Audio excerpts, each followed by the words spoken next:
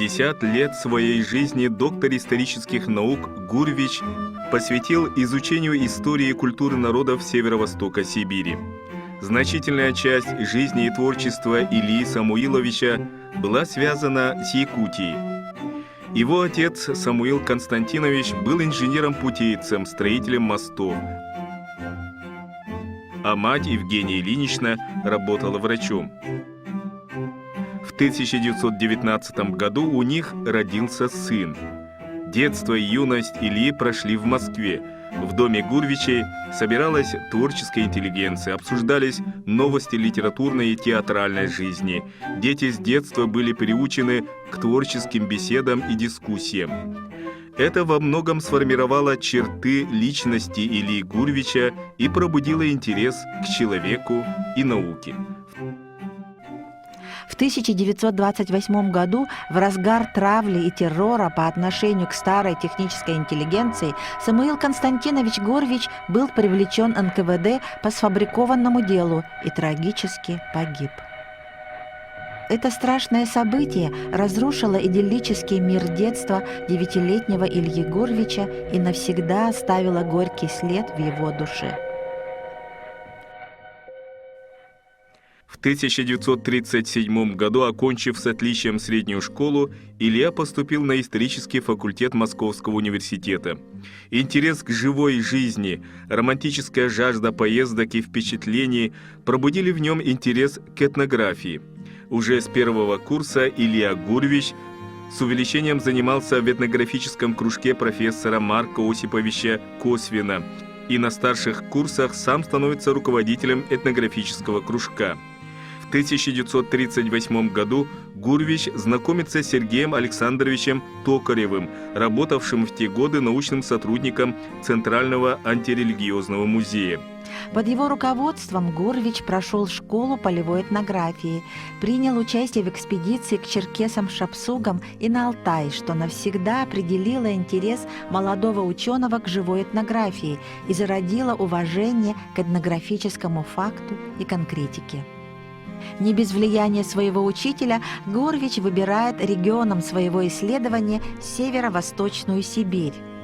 В 1941 году выпускник университета Илья Гурвич получает направление в Якутию в распоряжении Народного комиссариата просвещения республики. Он попадает в один из самых отдаленных и труднодоступных районов Заполярья – Оленёкский, где работает учителем, а затем директором неполной средней школы в поселке Оленёк. Преподает сразу 3 предмета – историю, географию и русский язык, выступает перед населением с докладами и лекциями. Ведет большую работу по достройке и реорганизации Оленёкской школы. Параллельно Илья Самуилович ведет систематический сбор полевого этнографического материала, в который вовлекает всю школу и поселок.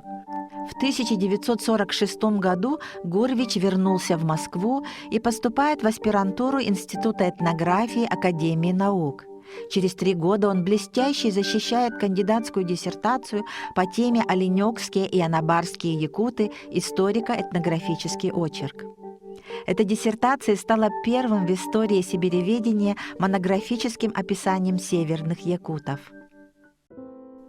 По окончании аспирантуры Илья Самуилович в 1950 году возвращается в Якутию, где работает в Институте языка, литературы и истории якутского филиала Академии наук.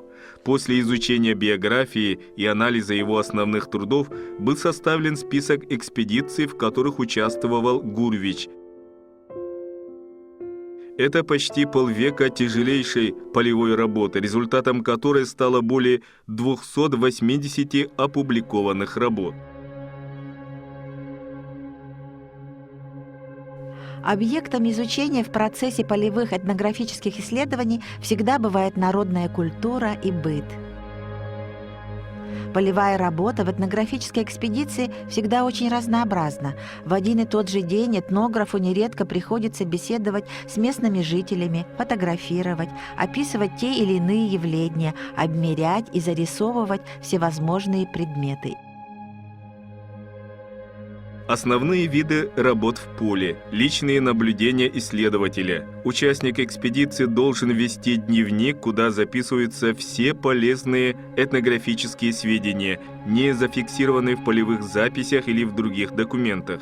Ценность таких заметок и наблюдений зависит от направленной наблюдательности работника экспедиции. Мало глядеть, надо видеть, а умение видеть зависит в первую очередь от объема знаний исследователя, от его опыта. Опрос населения, работа с информаторами. Сбор материалов путем опроса информаторов из местного населения составляет важнейшую часть полевой работы этнографа. Успех работы по любой теме зависит от того, насколько полны и достоверны сведения, собранные во время бесед с местными жителями. По ряду тем данные опроса почти единственный источник необходимой информации. Фиксация вещественных материалов. Это включает в себя описание предметов или явлений.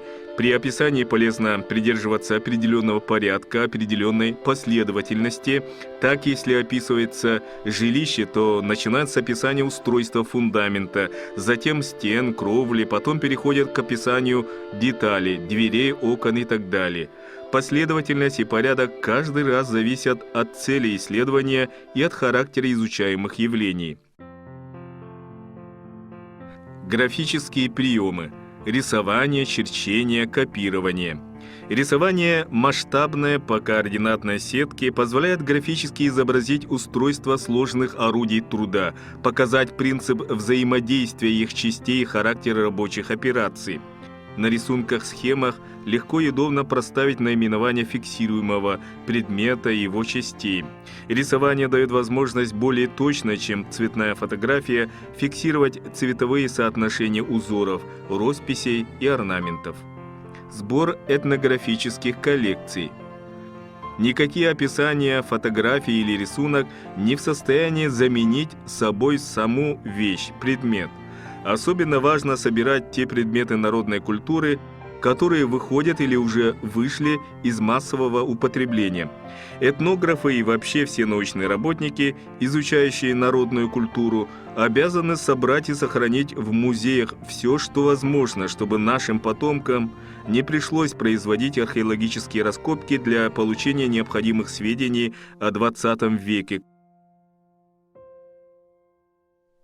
Лишь к 1950 году сложились необходимые условия для подробного этнографического изучения всех аборигенных этнических сообществ региона, состояния их традиционного хозяйства, материальной и духовной культуры, межэтнических связей, а также происходящих этнических процессов. Это стало возможно благодаря созданию в 1949 году якутского филиала Академии наук, в рамках которого действовал Институт языка, литературы и истории и проводившейся тогда политики коллективизации и поселкования, из-за которой аборигенное население северных районов Якутии было сгруппировано в достаточно локальные ареалы. Первую из этих экспедиций, Колымскую, рассмотрим подробно, чтобы увидеть, что стоит за выводами и заключениями исследователей. В состав экспедиции вошли кандидат исторических наук, научный сотрудник Института Гурвич, переводчик Слепцов, художник Гуляев, проводник Курилов и рабочие Жирков и Габайдулин. Исследования проходили в период с конца апреля по октябрь 1951 года в Нижнеколымском и Среднеколымском районах. Материалы экспедиции ценны по сей день, ведь полевые исследования являются самыми полезными в вопросе изучения этноса, так как их получают в ходе непосредственного наблюдения и изучения живой действительности. Маршрут экспедиции был составлен таким образом, чтобы провести сплошное обследование названных районов, изучить все этнические группы, охватить максимальное количество наследов, колхозов и поселков. В этом плане показательна общая протяженность маршрутов. В Нижнеколымском районе она составила около 1600 километров, из которых 750 были преодолены на собаках, 450 на оленях, 150 на лошадях, 250 на лодках и катерах. В Среднеколымском 1470 километров. Это 720 километров на лошадях и 750 на лодках и катерах. Колымский ландшафт уникален тем, что эта территория является стыком нескольких культур. Эти районы заселяют разные народы – северные якуты, эвены, чукчи, юкагиры и русские старжилы. Межэтнические процессы между этими народами всегда привлекали исследователей. Предполагалось с помощью посемейного опроса установить языковую и национальную принадлежность респондентов, изучить материалы местных архивов, колхозные и похозяйственные списки, а также провести наблюдение за современной хозяйственно-бытовой практикой коренного населения. В ходе исследования Илья Самуилович зафиксировал в Нижнеколымском районе 314 чукчи, 29 юкагиров, более 370 эвенов, примерно 450 русских, старожилов и ассимилировавшихся с ними представителей других этносов, которые считали себя русскими. Кроме того, в колхозах Сутаня-Удиран, село Андрюшкино, и Оленевод, село Тустахсен, было выявлено 135 якутов. Среднеколымский район, по наблюдениям Гурвича, оказался более однородным в этническом плане. Здесь проживало около 270 эвенов, а основной костяк населения составляли якуты. Одновременно с определением национальной принадлежности Гурвич выявлял язык, который употребляло местное население в быту, а также в школьной практике и общественной жизни исследуемых районов. В колхозах Турва-Ургин, село Колымское, Оленевод и Сутяня-Удиран с Нижнеколымского района было опрошено более 600 человек. Опрос включал сведения о количестве языков, которым владеет опрашиваемый, а также о том, какой из этих языков он считает родным. Исследования показали, что для коренных этносов района характерно многоязычие. Большинство чукчи, эвенов и юкагиров владело или хотя бы могло объясниться на 3-4 языках – русский, чукотский, эвенский, юкагирский или якутский. При этом значительная часть населения родными языками назвали юкагирский и эвенский. Данный факт Гурвич связал с малочисленностью и большой подвижностью юкагиров и эвенов, делавших многоязычие, необходимое для налаживания коммуникации с соседями, обязательным элементом повседневной практики. Любопытными представляются полученные учеными сведения о том, что явление многоязычия на территории Колымского района получило широкое распространение сравнительно недавно, лишь в конце XIX века. В результате активации совместной хозяйственной деятельности и появления родственных связей. Например, 96-летний информатор Гурвича Юкагир Трифонов сообщал, что еще в годы его молодости юкагиры держались вместе и говорили только по-адульски, и лишь немногие из старейшин умели объясняться на языке соседей. А 71-летний чукча Слепцов рассказал, что эвенским языком он владеет благодаря своей жене, эвенке, и общению с ее родственниками. Якутский язык изучил, общаясь с якутами, так как вывозил груз на оленях из Среднеколымска. По-русски стал понимать, так как приходилось общаться с колымчанами, приезжавшими в их стойбище по торговым делам. Международным языком в Нижнеколымском районе являлся русский. На нем проводились собрания, велось делопроизводство и преподавание. На втором месте по популярности был чукотский язык, затем шел якутский. Якутский язык являлся ведущим в Среднеколымском, а также юго-западной части Нижнеколымского района, где население употребляло его в быту и в общественной жизни. Достаточно интересны наблюдения Гурвича за языком русских старожилов Нижнеколымского района. Ученый отметил значительное своеобразие их говора, сюсюканье, сладкоязычие, пристрастие к уменьшительным, ласкательным и уничижительным формам, а также обилие в словарном фонде древнерусских слов и заимствований из языков соседних народов.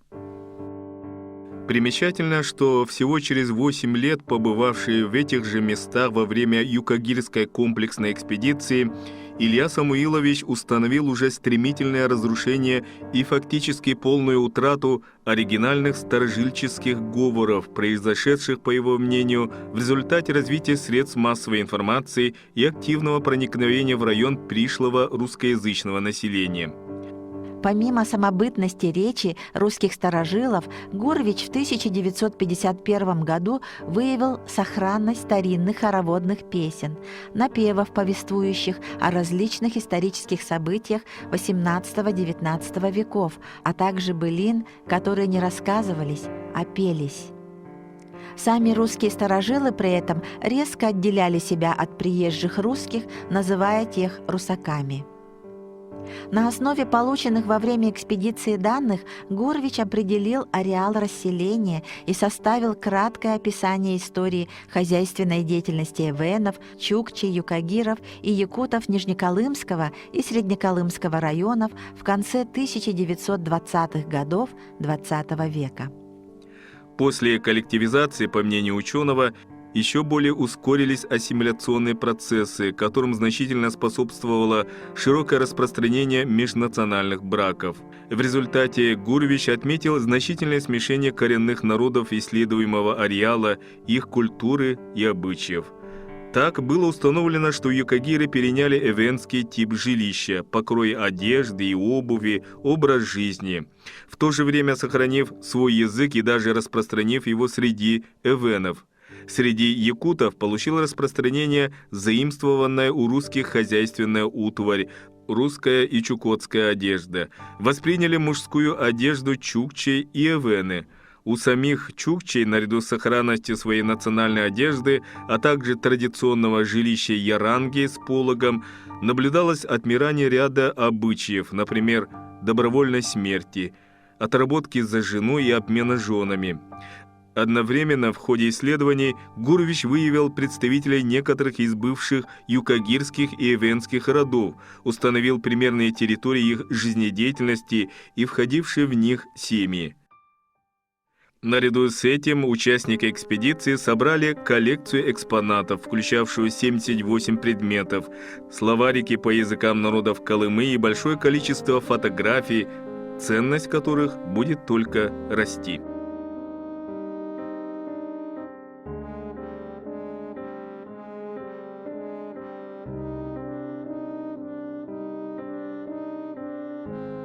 После 6 лет плодотворной работы в Институте языка, литературы и истории якутского филиала Академии наук в 1956 году Гурвич вернулся в Москву в Институт этнографии Академии наук СССР. В этом институте в секторе по изучению социалистического строительства у малых народов Севера, переименованном впоследствии в сектор Крайнего Севера и Сибири, Илья Самуилович проработал 36 лет, до последних дней своей жизни. В результате проведенных исследований под руководством Ильи Самуиловича Гурвича был получен комплекс этнографических сведений о коренном населении арктических районов Якутии, их истории, расселении, хозяйственной деятельности, культуре, межэтнических связях и социолингвистической ситуации. Велика заслуга Гурвича и в развитии прикладной этнографии, в чем Илья Самуилович достойно продолжил добрые начинания Бориса Осиповича Долгих. Возглавляя в течение многих лет Северную экспедицию Института этнографии, Гурвич руководил работой многих полевых отрядов по исследованию социально-экономических условий жизни северных народов. Полевые интервью и документальные материалы, собираемые ежегодно в различных регионах Сибири, обобщались в специальных научных разработках, докладных записках, направляемых в директивные органы Совмин РСФСР, Госплан РСФСР, Центральный комитет КПСС и другие. Содержание докладных записок не ограничивалось констатацией фактов. Здесь глубоко анализировались случаи ущемления прав коренных северян, давались практические рекомендации по улучшению условий их жизни, поднимались многие актуальные для северных народов вопросы. развитие традиционного хозяйства, обустройство тундры, подготовка национальных кадров, жилищное строительство, борьба с пьянством и алкоголизмом. Сектор Севера одним из первых выступил против непродуманной кампании огульного перевода оленеводов на оседлость, против упразднения так называемых неперспективных селений, активно боролся за возобновление преподавания северных языков. При непосредственном участии Ильи Самуиловича и его коллег были приняты многие правительственные постановления, направленные на поддержание традиционного хозяйства и культур народов Севера.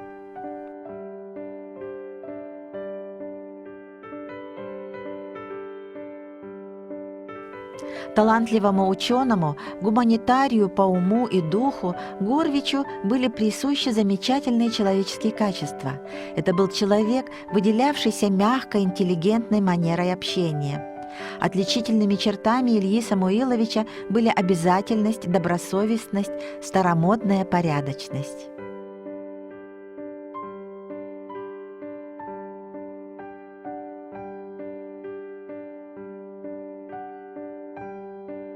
Своим самоотверженным служением отечественной науке он по праву заслужил почетное место в ее истории.